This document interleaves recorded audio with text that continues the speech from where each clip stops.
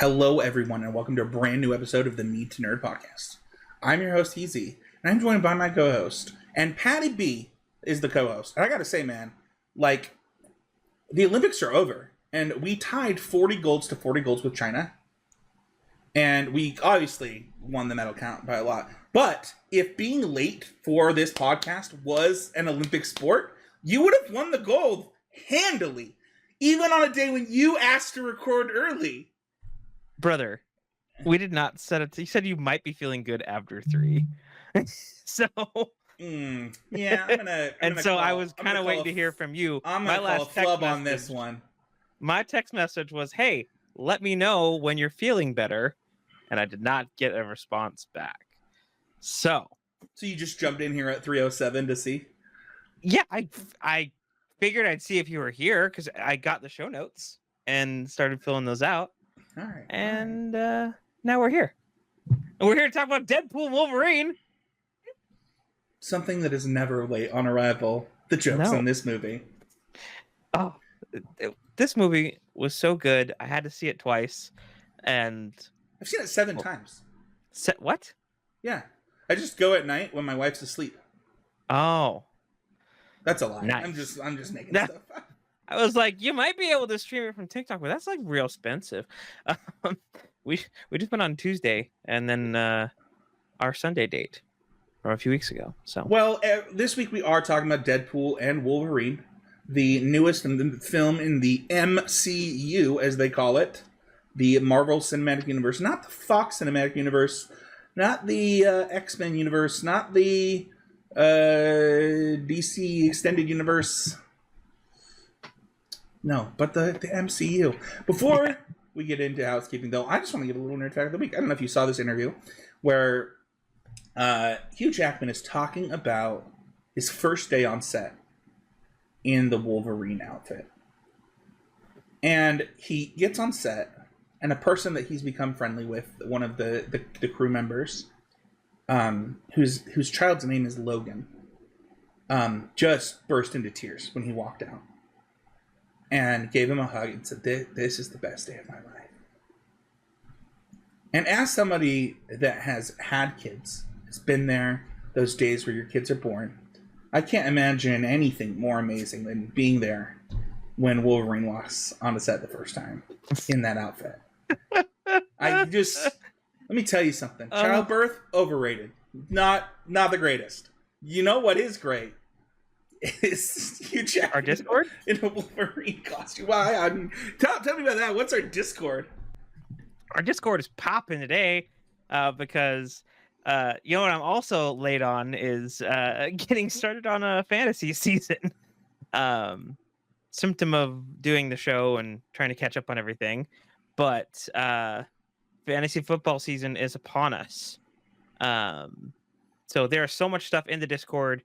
If you like anime, if you like movies, if you like Magic the Gathering, if you like our sister podcast Smash Through, comics, video games, books, TV shows, we got it all in there. There is a channel for you. Discord right now? No. Oh, that's great. Not. That's great. Share the show though. Whether you're in our Discord or another one, that's a great way to get the show out there, help us grow our community, people that are like my nerds, just trying to enjoy stuff. And then if you're watching on the YouTuberoos, subscribe. First 1,000 subscriptions get entered into a contest to win whatever the newest Nintendo console is and whatever the newest Smash game is when that happens. So, and heck, if we reach 1,000 subs before the new one comes out, we can always do another one for 2,000 or 10,000 or whatever. Whatever. But let's talk about Deadpool and Wolverine. Paddy B, what in the world is this monstrosity of a movie? So, this movie is, shall I say, long awaited. It is the third movie in the Deadpool trilogy, I guess. This is kind of his last hoorah with as far as a lot of the alternate non-MCU universes go. And In this movie, Deadpool's peaceful existence comes crashing down when the Time Variance Authority, yes, the Time Variance Authority from the TV shows, recruits him to help safeguard the multiverse. He soon unites with his would-be pal Wolverine to complete the mission and save his world from this existential threat. What With laughter and hilarity to ensue along the way.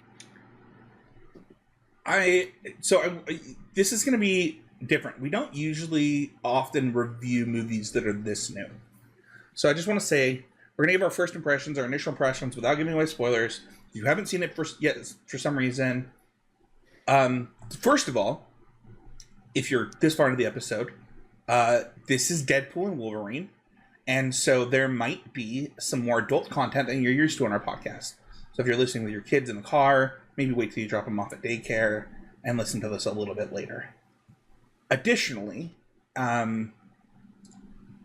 there's just not going to be as much to say on our initial impressions because, we saw it, 2 weeks ago for the first time, and it's been out for 2.5 weeks. So it's kind of like our initial impressions are our impressions of this. With that being said, though, what was your initial impression? What was your expectation? What were you expecting going in? How did you feel going out? So this was the first movie I've seen in theaters in a bit.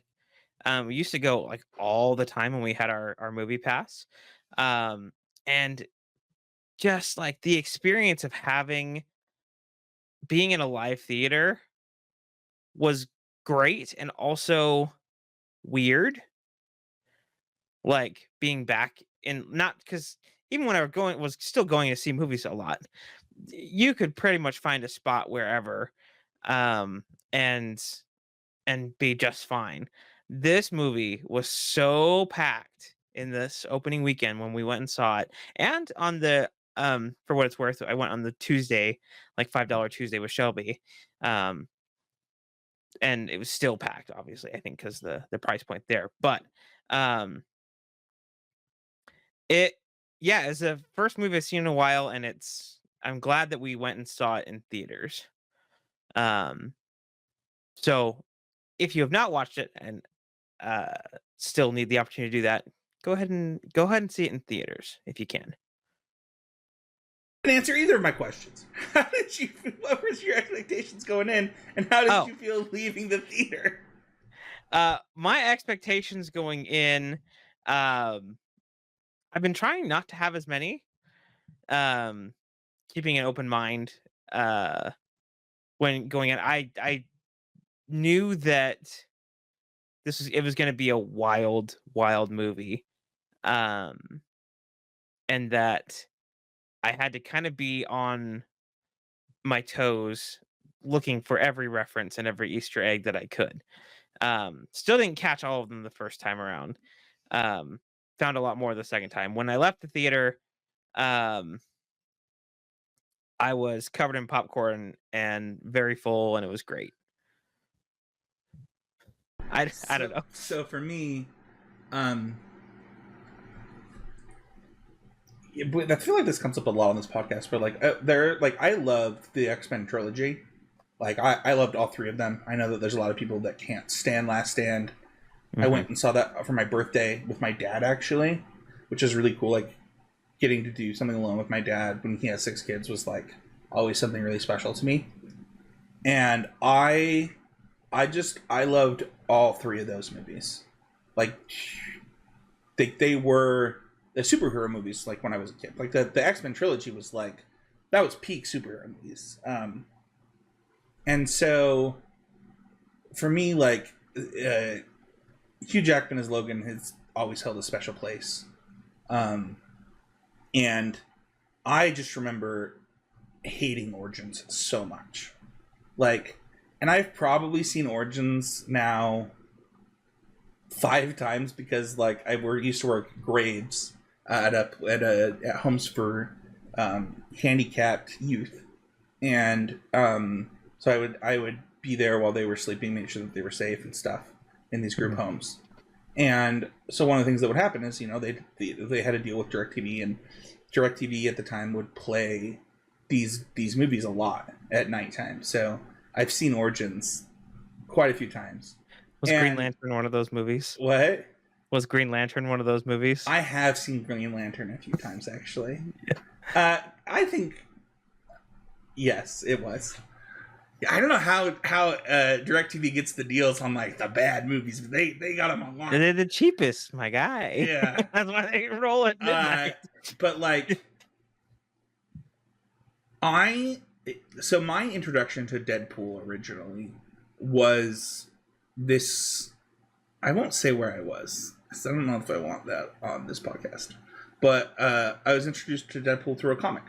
It was a Spider-Man comic where Spider-Man was working with Deadpool, and that was my initial. And because it was a Spider-Man comic, for what it's worth, it was not as Deadpool-y, right? But yeah, I think that like I watched Deadpool 2 for the first time, I think on a plane to a Magic GP. And I probably saw Deadpool 1 like 4 times. I thought Deadpool 1 was really good. And so my expectations going to this were a little mixed, because a lot of people felt like Deadpool 2 was better than Deadpool 1, and I was not one of those people. I thought that Deadpool 2 was like super bloated.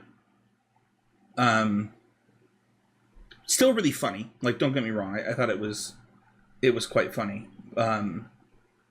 But this one I was like, I don't even know what to expect here. Like, one, because of how Logan ended. Like, I don't know how we're going to do this. And then, 2, how do you introduce a third movie in a franchise to a new universe and, like, that's super established? So, it was tough. Walking out, though, I just knew that Devonair wasn't going to see this. I was like, well, she really wants to, because she's a huge Hugh Jackman fan. Wolverine. Our first date that wasn't a Fall Out Boy concert was X-Men Origins, or X-Men First Class. And I think Days of Future Past is like one of our favorite movies to watch together and stuff. So it was going to be tough to have to tell Devonair, like, you're not going to want to see this. And she asked me why, and we'll get into it right now in spoiler time. Spoiler time. All right. We're sitting down. She's like, why won't I want to see this? I was like, I'm just going to explain the opening credit scene to you. And and I want you to know that it doesn't get better gruesome-wise from there. So, if for some reason you haven't seen it and you don't know what we're talking about, the movie starts with some pretty good jokes about how they're not going to tarnish the legacy, how they are going to tarnish the legacy of Logan by digging up his grave and being like, "You're not really dead, you idiot." Turns out he is dead, and his adamantium skeleton is lying there with Deadpool. The guys show up, and he makes a great joke about the number of bones in the body unless you're watching Gossip Girl, and then proceeds to murder hundreds and hundreds of agents with these adamantium bones and skeleton. And all while dancing to Bye Bye Bye from NSYNC. What a way to start a movie, Paddy B. It really was. Like, something that I absolutely adored about the first Deadpool movie was the opening credits sequence, where he's making fun of all the different pieces of the movie, like the A-Hat producers and the director and the writers, like all these different meta things, all to what is it? Just call me Angel of the Morning. This opening credits scene felt like it was going back to that sort of. It was very similar to the first movie, which was perfect.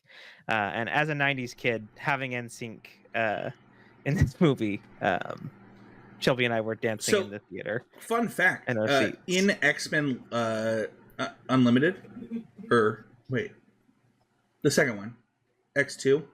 X2, yeah. Yeah. Logan actually turns off Bye Bye Bye in Cyclops' car because he doesn't like the song. No. Yeah. I don't remember that. That is so extra meta. Oh, oh man, I have to go watch that movie again. That movie's really good. Yeah. X2 is really, really good. Yeah. Okay. Anyway, so kind of just to I just want to set the stage of like how did this movie start, and now we can kind of get into our overall impressions with spoilers. And I gotta say, this one was the funniest Deadpool. Like, I was impressed. It didn't. Some of Deadpool 2 felt like the jokes were like low hanging fruit in some ways, and it's funny because like I know a lot of critiques of this movie were like every joke is a reference, and it's like it's a Deadpool movie. Like he literally breaking the fourth wall is his gimmick. What else do you want? Yeah, it's his most. I think it's his most powerful superpower for what it's worth.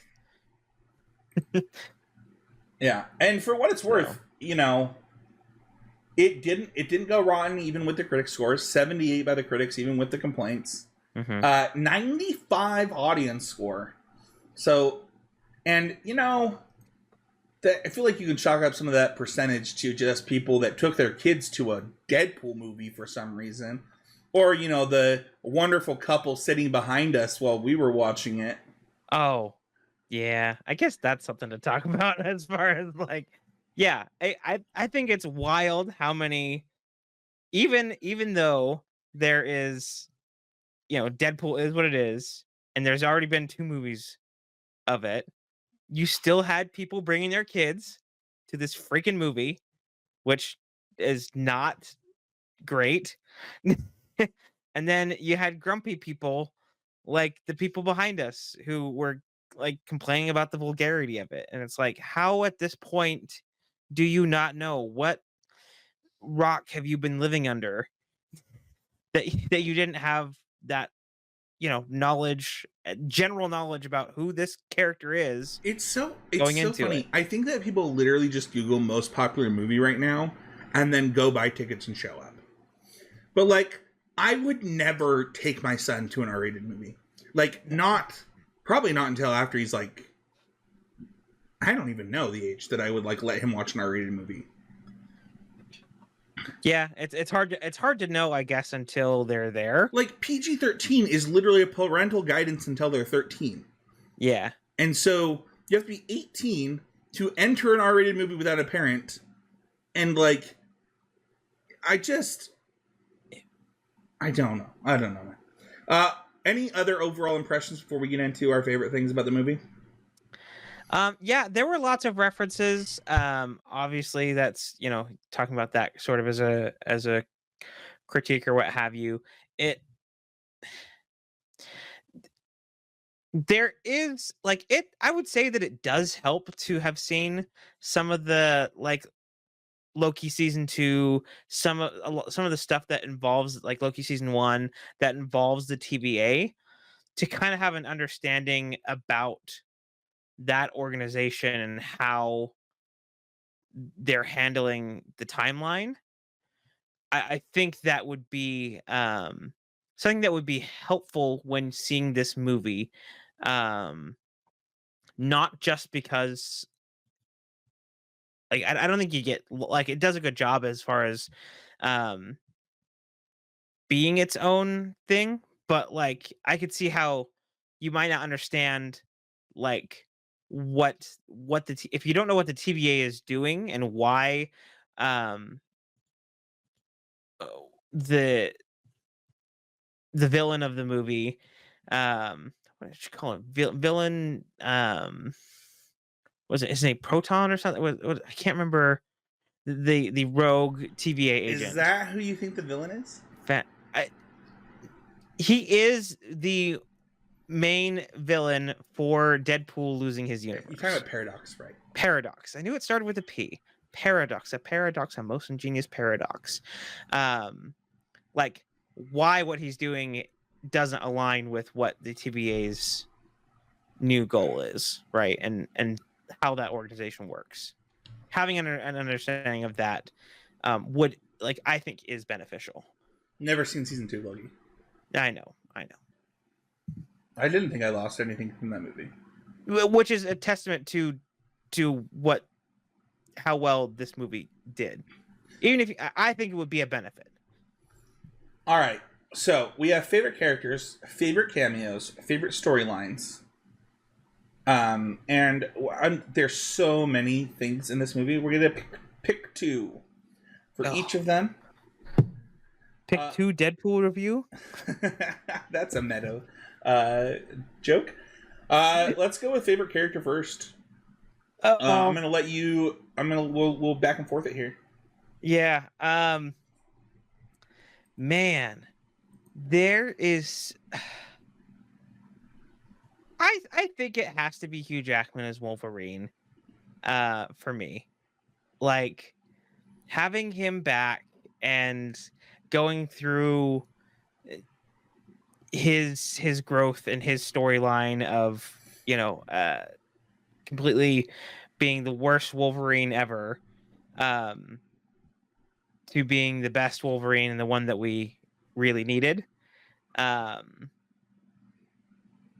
I think his character goes through tons of growth in this movie, which I didn't think was possible, but when you travel the multiverse, I think it's like a testament to like actually playing a different character than the character you're playing in your last movie. That's really cool. Yeah. This I think he has some of the best fight scenes and those abs.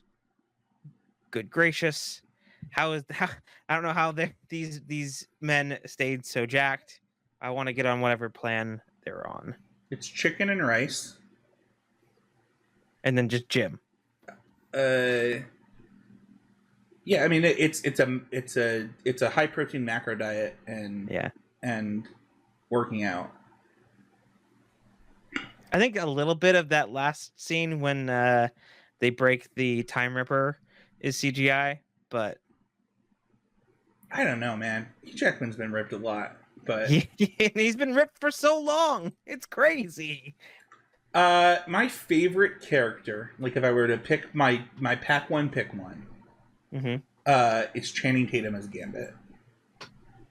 That was my other one. What's so funny about it being Channing Tatum as Gambit? One, I didn't know that he was Gambit coming into this film. I had no idea. Oh, what? So he shows up. I'm like, that's fucking Gambit. And also, see, I told you we were gonna swear on this one because it's. I know. I've been trying so hard. There were so many thoughts going through my head. I was like, why would you cast Channing Tatum as this character? What a weird casting choice. Because I didn't know the backstory. Then, he starts talking. And I'm like, this is a terrible, terrible casting choice. And then, by the end of the film, I was like, that was the best part of the whole movie. That was it. It was, I don't know how to explain it. Like, there is a could be better that I have for it. We'll get into, okay. But oh my gosh, I knew Channing Tatum was funny just from like if you watch him in interviews and stuff, like it's so funny, like his breadth of films, right? Like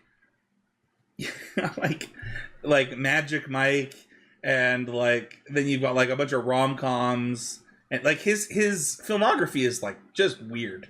Like it's a weird, and Tarantino movies and just crazy. The Kingsman stuff, yeah. And I just felt like he crushed it. Like he really went in there. And it's so funny, like I say that, and people are like, oh, well, of course you knew it was funny. He like did 21 Jump Street or whatever. But like, I just I didn't. It was so unbelievable that it became believable, and that's wild to me. Yeah, so I'm actually really surprised that you did not know about the whole um Channing Tatum Gambit saga. Um he, I there have been he was very close to playing Gambit in '05. Um and they've been trying to get a movie made for a long time. It's been through Fox into Disney, and like I loved that Ryan Reynolds used him as the Gambit, because then now, right, like everyone's talking about it, and that might actually get this movie made finally. I'll find the link somewhere. There was a creator I saw on TikTok did a huge like overview into like all the different moving pieces of how long that saga has been of trying to get Channing Tatum to be on the screen as Gambit. Um, it was hard to understand him at first, but that's because he was using a like authentic like Creole accent, and it's great. And I think all the content that is surrounded that I'm about to make a name for myself here after the fact has been so perfect.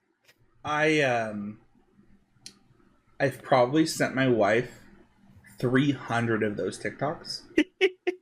And she hasn't seen the movie. She hasn't seen the movie, but like some of them were so funny it didn't matter. Like at this point, it's just fun. Like it's just going. But like, I like the last meme that I found this funny was the like, oh no, and like this one is like just as fun.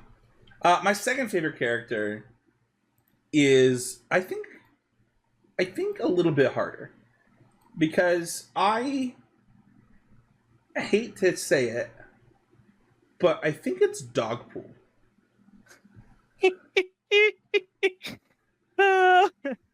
I just want to give Ryan Reynolds credit. He literally found the dog that won ugliest dog in the world in a contest, and then put it in a Deadpool suit and had it play Dogpool. You know, the tongue, the tongue hanging out the side really was. And the funny thing is that's how that dog like. That's not like that's his existence. Yeah. That's his life. I just and the things surrounding the dog, like I found it wonderful. I just found it wonderful. Yeah, that's great. Who's your other favorite character? I mean, I would say Gambit was kind of my number 2, but I think I kind of lean Peter for just that. Like, it's crazy how like they've taken this character from Deadpool 2 that seemed to be just a throwaway, and apparently every Deadpool has a Peter. And like he's the one who basically saves the day, because he allows Deadpool and Wolverine to go and continue the mission while getting the swarm of Deadpool variants to ease up. Like the one thing that like saved the movie was car salesman Peter. It's too good. It's too good. Let's go to favorite cameos. What's your number 2 or number 1 favorite cameo? I would say my number 2 favorite cameo is Wesley Snipes as Blade. When that music hit, like, oh man. And him walking in, that was just the best. Those Blade movies are so good. I actually saw Blade Trinity before I saw any of the other Blades. Oh yeah? Okay. Yeah. So it was funny to see him. Yeah. And I think he had one of the better lines in the movie too about there's only one blade. Oh, it was so it's just funny. him. I was gonna mention that line because they're as one of my Marvel is actively trying to make one with Mahershala Ali, and just it was too good. He was very good. Yeah, he got to play himself while still being really funny. Yeah, which I appreciated.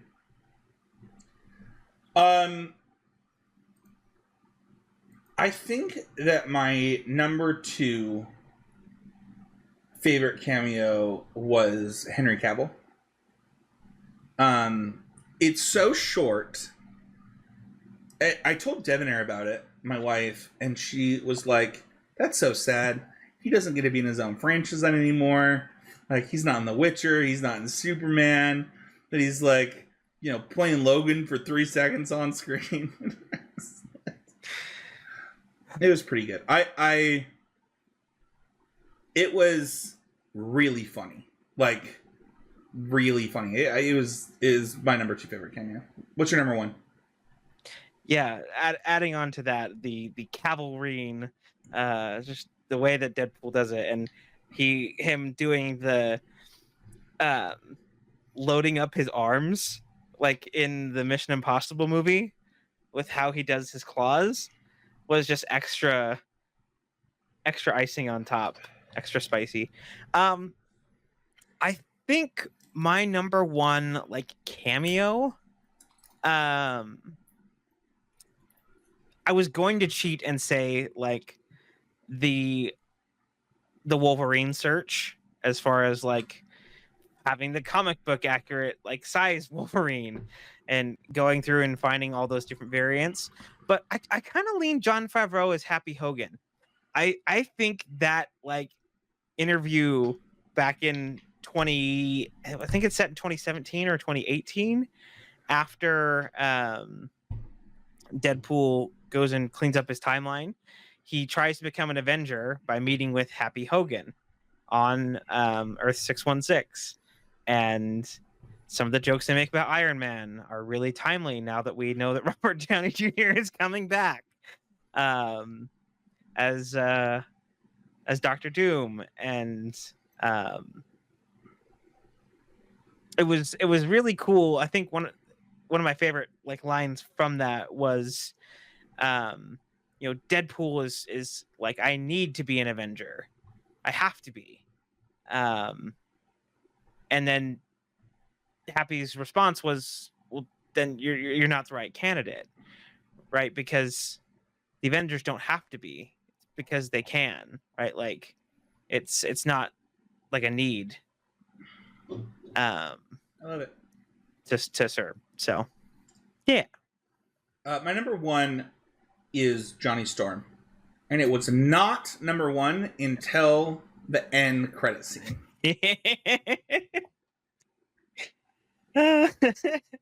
Yeah, that's good. Yeah. I just thought Chris Evans. I think we talked about this when we left the theater. I don't, or maybe we talked about it on our last podcast, where I thought the first Fantastic Four movie was really good. Like, obviously Silver Surfer was really bad, but the first one was like, I thought it was amazing. I also didn't hate Fan Four Stick, for whatever it's worth. With is that the new one? It was newer one. It had Miles Teller. I was gonna talk about this. We will talk about it during the Could Be Betters about the things that had been pitched that were not in the film. Oh, that to talk about. But I just thought I will be honest, this was actually spoiled for me that he would be Johnny Storm and he would say do this thing. TikTok, you suck sometimes. Like, just wait like 3 days to like post this type of stuff. Yeah.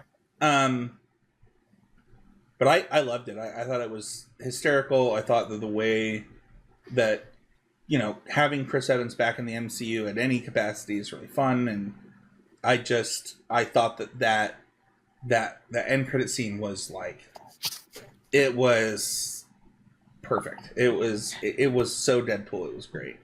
So give us the background. So why is the end credit scene so perfect? Yeah, I just think that, like, you go into this movie thinking that, you go into the end credits thinking that it was Ryan Reynolds' fault, or that it was Deadpool's fault that Johnny Storm is, turned into mush. And then it turns out that he was telling the truth the whole time, and also he didn't need to do anything because there was a camera on him. I don't know. I just thought it was really funny. Yeah, that was great. Yeah. Do you have a favorite storyline? You want to talk about a storyline and an arc that really resonated with you? Yeah, there was a few in this. I think for me it had to be Nice Pool and Dog Pool and Deadpool actively trying to get Nice Pool killed.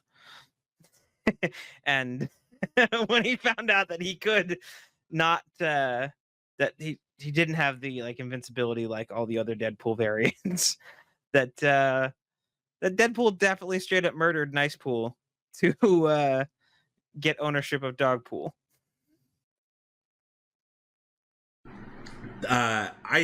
What's funny about the Nice Pool thing is I saw a meme that was like the Deadpool we would have gotten if Disney had their hands on it the whole time.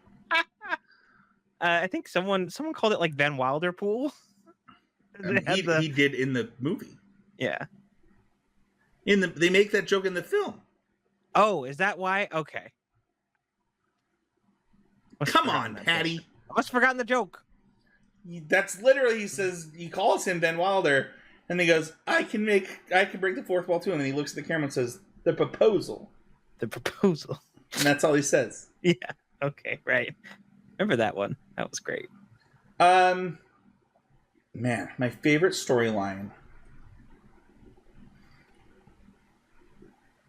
I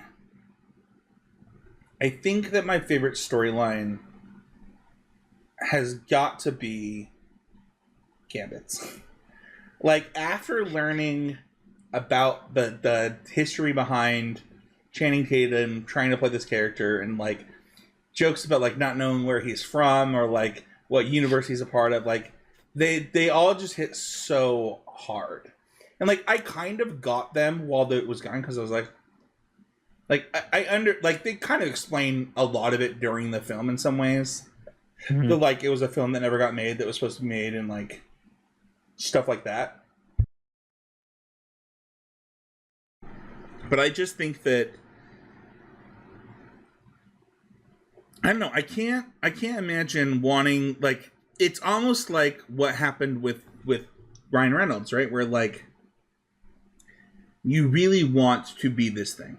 Like you want, this is your superhero. You want to play this specific superhero.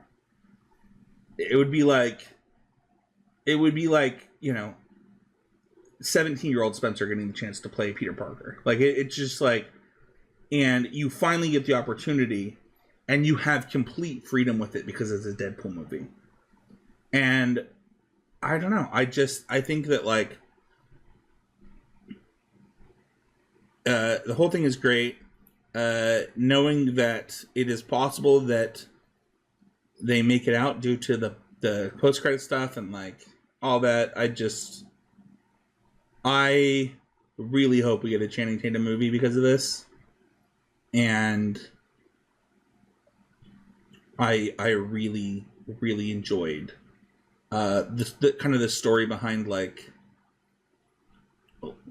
I don't know. It was like an experience. I don't know how to describe it.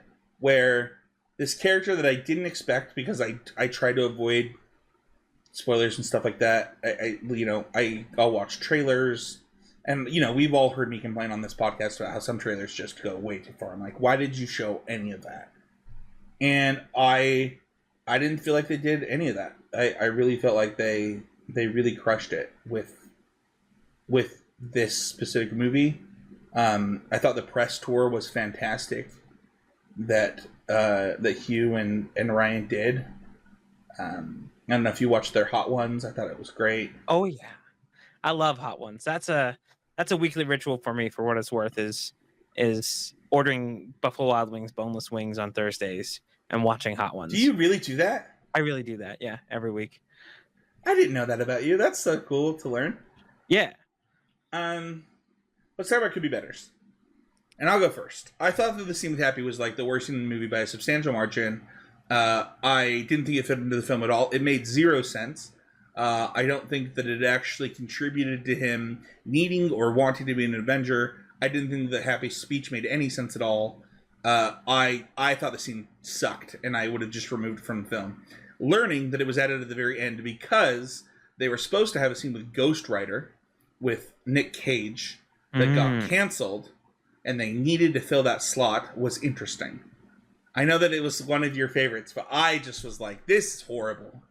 Like, one, I don't think that, like, Ryan Reynolds is acting like Deadpool at all. So I didn't like that. It felt weird, man. Like, it was so weird. I would have just removed the scene. I think that, like, shortened it. Maybe it was just too long. It was so long. That's possible. It did feel pretty long because they were making so jokes. long. Maybe that's my problem. I actually don't know that I hated the scene or like the concept, but it was like two people monologuing at each other, and it didn't feel like a conversation. I did not like it. Yeah, some of the jokes were like, I get it. Like Ryan Reynolds was making like bad interview jokes as far as like, oh no, you put the paper down. Like, yeah, it was weird. It was a weird scene, and I think it's the only scene in the movie I felt that way about. Like, my other Could Be Better is if we're going to have Blake Lively be Ladypool, like, show that it's Blake Lively. I don't know. Is that weird? Is that a weird... So, a little bit. I think it is brilliant that the Reynoldses are getting 4 sets of residuals from this movie between his daughter playing Kid Pool, his new baby playing Baby Pool, his wife playing Lady Pool. Like, having his whole family in this movie was great. And also, Lady Pool was created around the time of Gossip Girl. Like, right. when... And that's my point, though, right? Yeah. Is that Lady Pool is based on Blake Lively from Gossip Girl. Like, she literally should have just ripped off the nest and been like, XOXO. Like, it would have been hysterical. I think that it's a miss. Listen, sure. I'm not saying that there's anything wrong with how Lady Pool is played. I don't think obviously it's the person you're casting, right? Because, like, right, it's serendipitous at worst. I just think that I think I also just had Could Be Better with the entire Deadpool group plot. Mm-hmm. Just like 200 Deadpools show up to fight Deadpool and Wolverine. And then it's like, and none of it matters. And then Peter shows up. I don't know. It was just like, I think for a lot of people, it was really funny. To me, it was like, okay, that was 5 minutes of my life I'll never get back. Yeah, like it. You feel like it was almost there just so he could put on his mask and they could have like a big mass like murder scene with a bunch of extra gratuitous violence. Yeah, that is literally how I felt. Sounds like it. Yeah, that, gotta admit, that was really cool when he put on the. Hold on! Don't ruin my love-its! Okay, fine. All right, well, let's get there then. Sorry. Well, do you have any Could Be Betters for this film? No, this movie was great. I don't have notes. I think it was awesome. Hey, I didn't even mention the gratuitous stuff. You did. For what it's worth. I know. I want to be clear. I think we talked about it last week too. I did. I'm just saying. I wasn't going to mention it. I was going to just let it go. Is it something I signed up for? No, yeah, it's okay. Like, I understand that gratuitous, extra violent, bloody, gory stuff is not your thing, and apparently, I did not know that it was also more of a thing for Debonair. Oh yeah, dude. Like, I'm very appreciative that House of the Dragon has like toned down that stuff because Sure. like I think it'd be a lot harder to watch with Debonair live like we did. Mm. So love it. Sure. I don't know that I've ever audibly yelled. I don't know if I said, "Oh my fucking god" or "Holy shit." I don't know what I said in the theater, but when he pulls the mask on, I was like, what did I say? Did I say "Holy fucking shit"? What did I say? I like yelled it. I don't remember, but you were as giddy as a kid in a candy store. I was like, he does it, and I. What's funny is this theater was dead silent, and like we were the loudest people in that theater. Also, just anti-shout. It could be better for my theater. Like Yeah. Nobody was freaking laughing the whole time. We had a different experience on Tuesday. It was so weird. Like during the Bye Bye Bye song, Patty and I are cracking up. We're laughing so hard. And dying. And the rest of the theater is dead silent. Like this theater is full. Like full. And nobody else is laughing. Oh, it was so good. He went full Wolverine. I couldn't believe it. I was like, should I stop? Should I try to tone down? I was like, are we being too? No, we're not. No, you are all being weird. Like you're the problem. It was. Did you feel like it was weird? I felt like it was weird. It was weird. It set a weird tone for the film where I was like, well, I guess Patty and I are going to be the problem child in this theater. Because, like... Yeah. Oh, man. We had a different experience on when I took Shelby. I think, it was a crowd thing. Because it was like $5 Tuesday. Like, everyone was laughing. And that's it was so much different than our experience. I literally thought... I told my wife, too. I was like, nobody was laughing. Like he just threw a bone through that man's face and then gyrated on the like. Oh yeah, the I think when he has the Wolverine claws and he gets the guy in the rectum and then gets the guy in the front and kind of like they're the doing in between for the push. Yeah, I was not laughing at that. Patty was laughing really hard, but I like looked around. I was like, are people staring at Patty instead of like I can't express. There's hundreds of seats in this theater. They're all full, except for like the front part right in front of the screen. Yeah. And we're the only ones laughing during this film. It was weird. But it was also great. I don't even remember what we were talking about. I don't even remember. Your Love It with the mask. I think. Oh, dude. Because I think I was saying you were as giddy as a kid in a candy store, and then we went on the tangent of how giddy we were throughout the whole movie. Well, it was. I don't know, it was just a natural reaction. There's a TikTok that talks about like when Steve Rogers grabs a Mjolnir for the first time. Yeah, it's like one of the coolest experiences. There's this guy sitting in front of me who's like 90 years old watching this movie, and he's like, holy fucking shit! And it was hysterical. And like that was me when that happened. Like he puts the mask on, I was like, dude, what just happened? And it's so cool. What's your first Love It? Oh man, there are so many good ones. I said your first Love It. Yeah, right. I think it has to be the coining of the term Marvel Jesus, because not only is Deadpool this indestructible plot proof entity, but I think he's also resurrecting the Marvel Cinematic Universe like Jesus did, so I think that's very apt, and him like breaking the camera as part of that fourth wall break after calling himself that. Dude, was I great. gotta say, I grew up very religious.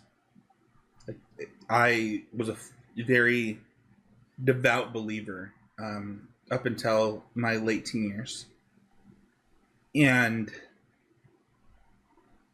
I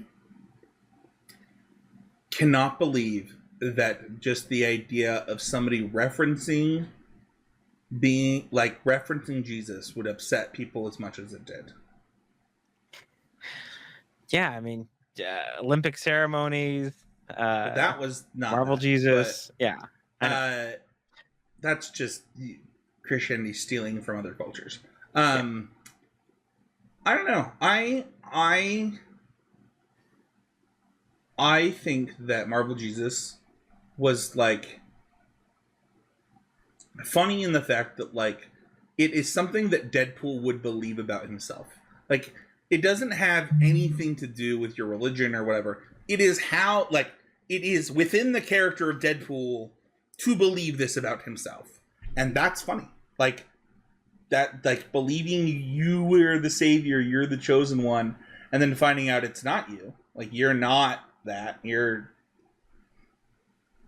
a guy. I don't know. It was funny.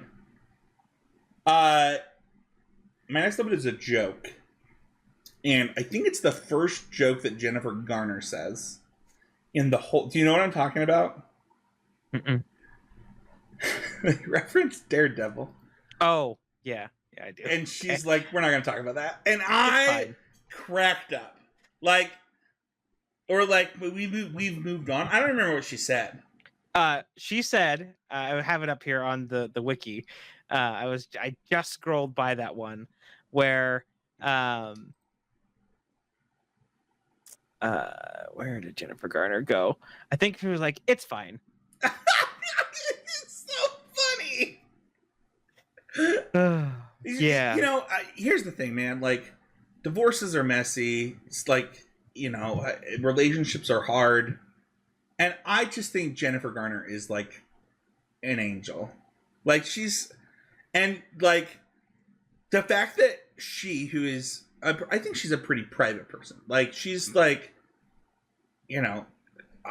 she letting them make a joke about her divorce, her ex, and like not making it mean, right? Like it was just like, yeah, it's whatever. Like I don't know. I thought it was so funny and also so her. Like I loved it. I thought it was. Well, yeah, it's great that like I mean because Ben Affleck was Daredevil. He also has a lot of stuff. I think there was some Batfleck jokes in the first and or second one. I think it was the second one. Yeah. Yeah. Well, he says I'm Batman. Right. In the second one. Like in the second Deadpool, he's like, "Who are you?" He's like, "I'm Batman." Anyway. Right. So like it was nice that like. Well, what's so funny is I think Batfleck, for what it's worth, is a really good late stage Batman like representation. I know people don't like Batman v Superman, whatever. Like what you like, don't like what you don't like. Mm-hmm. But I actually liked Ben Affleck as Batman. Yeah, I thought he was good in basically all of them, but I don't know. Yeah, Jennifer Garner's Elektra movie like wasn't great, but like there's an Elektra movie. Yes, that's why she played Elektra. But didn't she do it in Daredevil? And she got her own movie. Dude, this is live on, like, we're recording this. I had no idea she had her own movie. Yeah, dog. It wasn't great, but that's, yeah. There's an Elektra movie? Yeah. Do we have to do a review of this now? No. We have to watch it. Okay, Are we going to go watch Aragon? We're not doing this. Come on. You're right. That's fair. What's our rule about movies? We say on this podcast all the time that we won't review something if we don't like it. or we won't put it on the podcast if like we know that we won't like it. Yeah. I think that there was one you wanted to do that I said no to, like just like a couple months ago. I don't even remember what it was, but I was like, we're not doing that one. And you're like, why? I was like, just I don't like it. It's not yeah. What's your next love it? My next love it had to be, they're gonna make him do this till he's 90. Dude, you know what's the funniest thing? And like, it was so funny because like at the he makes the joke like 3 times, and the third time he like puts his face like this is Hugh's face. He's like, till you're 90. Yeah. And then the box office numbers came out, and so many memes were like people standing next to Ryan Reynolds being like, till you're 90. Yeah.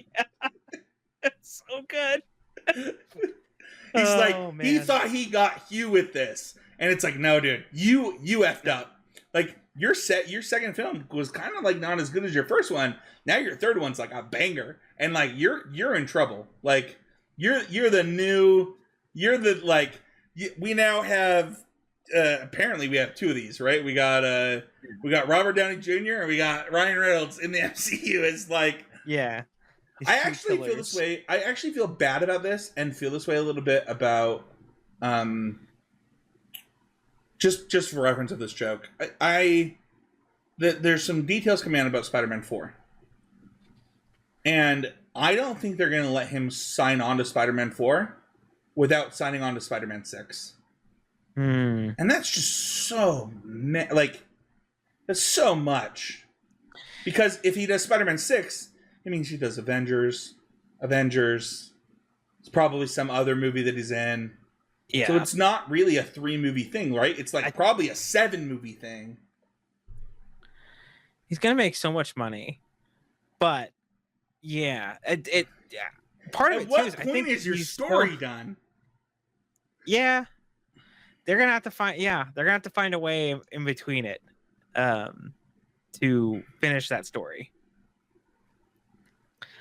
But anyway, I don't know. I was thinking about Tom Holland when he said that. I was like, jeez. Like, the most beloved. Is it safe to say that Spider-Man is the most beloved superhero? Like in all of superhero-dom, is there anybody that's like F Spider-Man?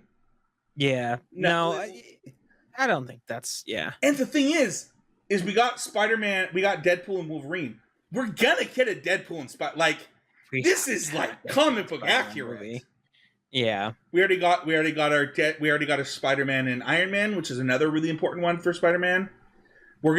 I'm sure we'll get Spider-Man and the Mutants, because that's another really important one for Spider-Man. Mm-hmm. But that means we're gonna get Spider-Man like, it's gonna happen. That's what I'm saying. Like, they're not just gonna let him do Spider-Man 4. Like, that's not. They're gonna be like, no, you need to sign a 3-movie exclusive deal where we do another trilogy, and then you also need to appear in this Mutants movie, this Deadpool movie, this, like.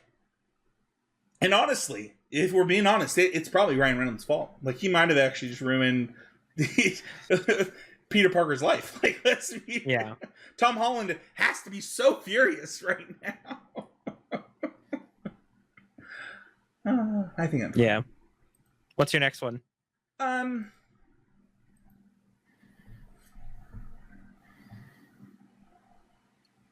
I think the scene between X-23 and Logan was really good. I love the tonal shifts that can happen in a movie like this. And I really felt like it gave credit to what Logan was. And I don't know, just like it's crazy to think, just because of like how my life has played out, how long ago the movie Logan came out. Mm-hmm. And so like her being able to say like, you let me have a childhood. Like, I was a kid. I'm now. I think in the movie she was supposed to be 11 or 12. I don't know if she was like 14 or whatever. I think she's 21 now. Yeah. I think in the Deadpool movie she's like 19 or something. Okay. Yeah, adult.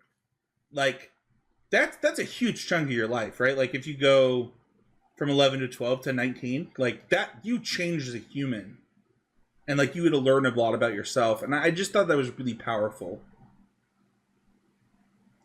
What's crazy to me about that too is what a good job of casting, where you can cast however old she was in the first one, and have her so recognizable in this new one. How old is she now?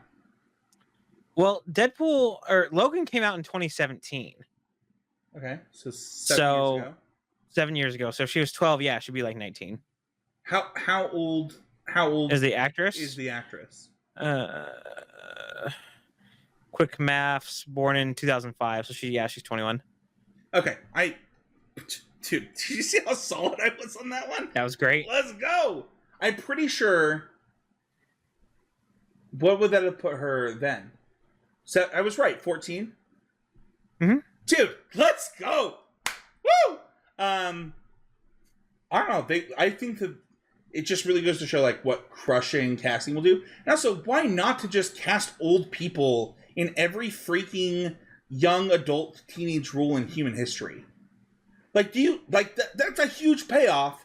You cast this 14-year-old that gets to play a 19-year-old 7 years later.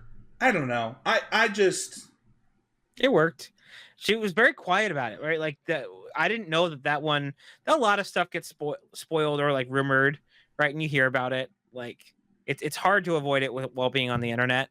Yeah. But that was one that like I was hoping for, right? That we'd see as part of like how to like when she walks into that room. I did not expect it. Okay. Yeah. Like I was hoping that she would be in this movie because the X-23 is is big for Logan's character, and like that's the actual way that they're paying off the events of Logan and honoring that, where I'm not the right guy, you never were. Yeah, I love what you say about the payoff there. And we talked about this during Witcher about how it's tough, man. Like you cast these kids into these roles and they're kids, right? Like you don't know what's going to happen. And I thought that what was so amazing to me is she really captured herself, right? Like why it's such a big love it for me is like it didn't miss a beat. Like it wasn't like I have to remember who she is or what she's about or what she's doing. She perfectly captured herself. She stepped right back into the role, and I don't know. I just thought it was, and maybe it's because I love Logan so much that like I noticed, but it was perfection. It was so good. You're muted. Yes, I am. That's awesome. What were you gonna say? No, that was it. It was, give another love it. Cool. Oh yeah, dude. There's so many. I'll keep going for a little bit. I could go on for days. I don't know if I have time for all of them for all the days. But I love that the one thing that like I've listened to interviews now since the movies came out that like wasn't even a like ask from Disney as an offhanded thing was Feige talking about the use of cocaine. Or shall I say the snowboarding or the disco dust or the forest bump, the booger sugar. Do you want to build a snowman? Yes, but I can't. I think wasn't that joke in the trailers? No. I think it was. I don't think so. I think it was one of the. If it wasn't in the trailers, I think it was actually a clip released online. Okay, maybe, but like. That they took that, and I think it really added for what it's worth.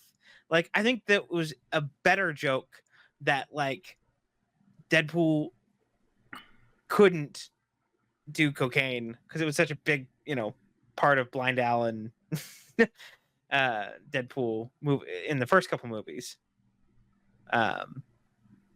Especially the building a snowman part. That was just. I mean, making a Disney reference while talking about cocaine is fantastic. I agree. Yeah. My next love it is I think like, you know, so we'll never review Westworld on this podcast Okay. because I think it sucks. The reason I think it sucks is I think it's one of the most predictable TV shows in the history of mankind. And what was so funny is people who loved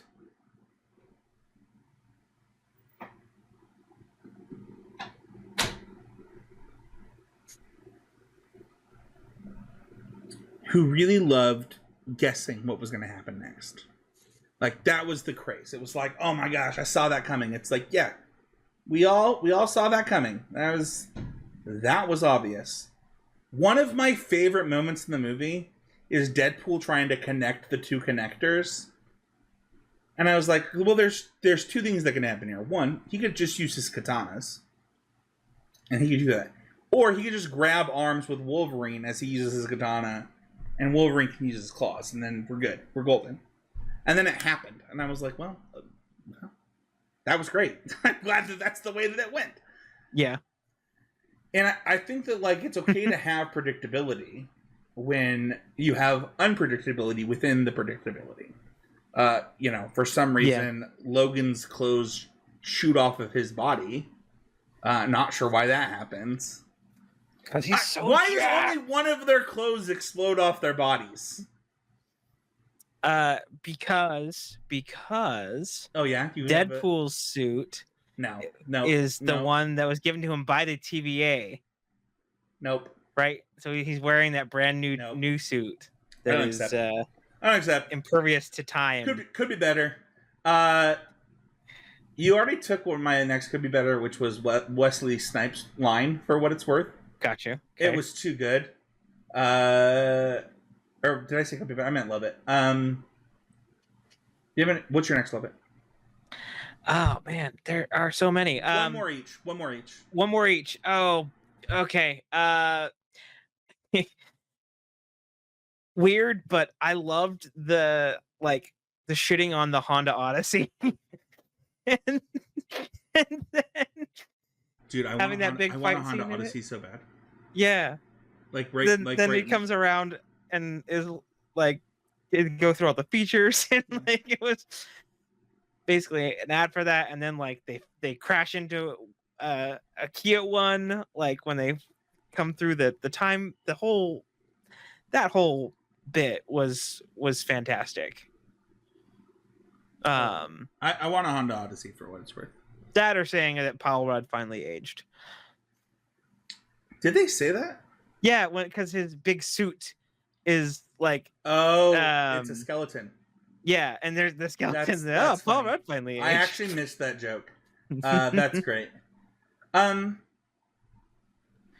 last love it is interesting. I loved Pyro being the turncoat bad guy. Mm-hmm. Pyro sucks so bad in X-Men. Like, he's such a scumbag that having him be a scummier scumbag in this movie was kind of poetic. It's like, you kind of knew too, like, that he was a scumbag, and you're like, yep, he's so scummy. I loved that. I don't know why I loved it so much, but I was like, yeah, I already hated this guy, and now like I hate him on multiple levels, and I don't know. It's like the Dolores Umbridge effect, where you're like, I love how much I hate this character. Yeah, I think it would also be remiss if we didn't talk about. I think that the Cassandra Nova character was awesome. Yeah, I think that she did a really good job playing this like twisted evil version of. I had to look her up after the movie. I was like, is this like a real comic book character? And apparently it is. Yeah. Yep. And super OP. So yeah, and that was a really good casting choice too. That actress is very talented, Emma Corrin. So that is going to do it except for our rating. Paddy B, I already know, because you do the same thing every time. On a scale of 0 to 5, where would you rate this movie? 6. Oh, I was wrong. I only had one hand up. Pew, pew, pew. Of 6. Sorry. Yeah, I took Wolverine. We've ever. I saw what you did. I know. The video. For the audio listener. Go to the video to see Paddy B shooting webs out of his Wolverine claws. Yeah. This is the best thing we've ever reviewed on the podcast. No, it's actually just a 5. I just had to say 6 for the bit. Okay, got it. So, I like. Not going to break the rules there, but since you already knew what I was going to be doing, I also had to do something different. Yeah, you had to shake it up. And that was bring out my Wolverine claws. So, I think the most upsetting thing is this was supposed to be Taylor Swift's introduction to the MCU, and it didn't happen. It didn't happen. Oh, I didn't talk about the things that were missing. Oh, I talked about one of them. I'll just say that that after talking about it, I think that you convinced me that the happy scene is fine. And honestly, I don't even know that I would have liked a Nicolas Cage scene that much, where like he shows up, he doesn't like join the fight or whatever. Like that maybe would have sucked. But it would have been really cool for like the new Fantastic Four to all show up and like fight with them. I don't know. That would have been cool. That might have been sweet. It might have messed with some of the like the Johnny Storm things that they were doing. I think it would have been funnier. Oh, that just another Johnny Storm shows up. Yeah, I think that would have been great. That would have been. They should have thrown a new Johnny Storm. Whoever the new Johnny Storm is, they should have just had 3 Johnny Storms in the movie. They had 48 Deadpools. What's the difference? That's fair. Yeah. I don't know how to rate this movie, man. I will probably watch it 2 to 3 more times in my lifetime. It's one that I'll have to watch alone or watch with Maxwell when he gets older.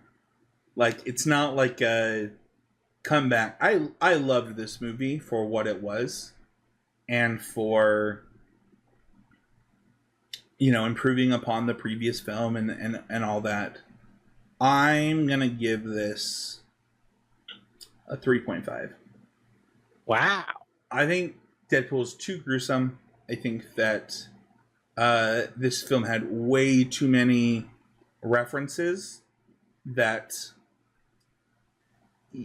you had to see 20 years of films to get all the, like, maybe more than that to get all the jokes. It's very good. It's very fun. It's a perfect popcorn flick. But I don't think that this movie has any substance or meaning and is just a popcorn flick. Okay.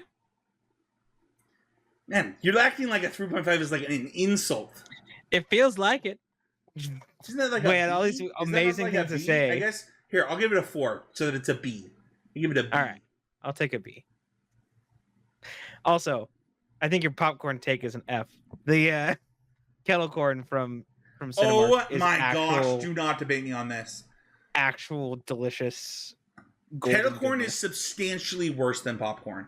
Kettle corn is ineditable. It is literally candied coated popcorn instead of popcorn. Yeah. Butter what do you get in movies? You get butter is better than candy. Leave a comment. We're making a poll. Butter and popcorn or kettle corn. If you go to a movie theater and you order kettle corn like my wife, you're a monster. Who does that? Paddy B asked me like it was a question as we get there sharing this popcorn. I'm like, what are you talking about? You go to the movie theaters, order kettle corn. I should have done the monster thing and been like, mix them up. You gonna put M&Ms half and half next? Huh? You gonna put M&Ms in it next so they can melt and you can eat them? I do that too. It was Oh even my better gosh. if you put Rolos. Thank It's you, better if you put everybody, for Rolos in there. listening. You can find me at Spencer13H. You can find me at Spencer13 Heezy on the TikTok. I'll be recording a video talking about being a participant at your movie in the movie theater this week on TikTok for this TikTok, which is at Nietzsche Nerd Pod. Paddy B, where can we find you? People can find me on X, formerly known as Twitter, at PattyBMTG. One of these days I'll record a TikTok. It's the longest running joke of. I didn't record the last one, for what it's worth, that I said I was going to record. So yeah. Also, I recorded one on the wrong TikTok once too. So like, it's my bad. Oh, okay. But I will be recording that one when this episode goes live. So check us out at Nietzsche Nerd Pod. You can like, subscribe, and review, and leave a comment, whether you're on YouTube or on Spotify. Comments, likes, and reviews are the breath of the show. As we grow, we'll be able to offer more and more things, and the best way to help us grow is to do that. Paddy B, I love you. Thank you for doing this podcast with me. Oh. And we'll see y'all next week with another episode of the Need to Nerd podcast.